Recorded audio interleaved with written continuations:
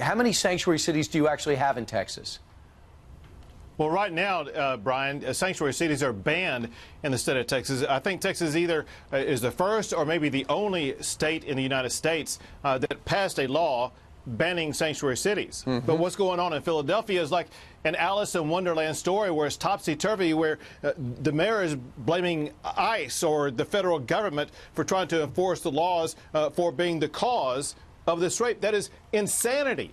It is these sanctuary city policies that both attract and allow in people who commit these heinous crimes. Just exactly what happened to Kate Steinle in San Francisco. What happened in Philadelphia is not the only story like this. But going back in Texas, we passed that law 2 years ago to make sure that we would not have occasions like this, and it is a crime for law enforcement officials, for elected officials in the state of Texas to promote or to support sanctuary city policies, and so we will take swift action against any official in the state of Texas that promotes or accepts sanctuary city policies, because we have banned sanctuary cities in the state of Texas. All right, Governor, let's talk a little bit about how you're trying to reform the bail system down in Texas. I know after a law enforcement agent was killed, his widow approached you, and you have proposed the Damon Allen Act in his honor. Tell us about that. Sure. Damon Allen was killed by a man who had twice been arrested for assaulting law enforcement officers. The second time, the person who, the magistrate who gave him bail to let him back out on the street, did not have all the information knowing about the crimes that he committed. This man was out on bail on $15,000 bail.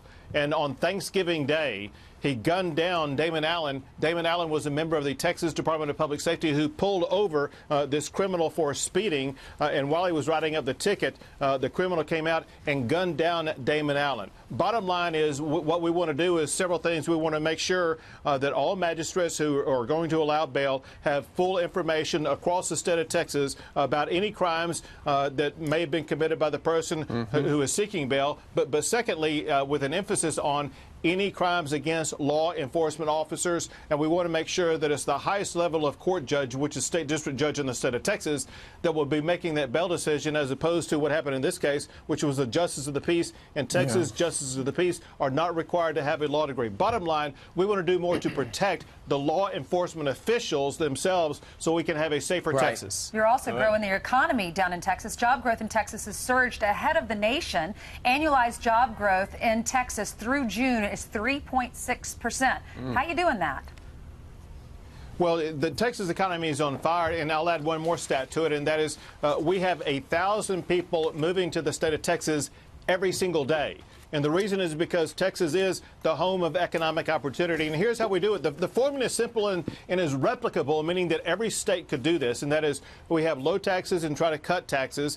We have right-to-work laws. We reduce regulations. We have rule of law, like with regard to sanctuary cities, where we will not tolerate violations of law. But I will tell you this. I talked to the CEOs who move their employees here, and I asked them, why is it that you're coming to the state of Texas? They all tell me the same thing.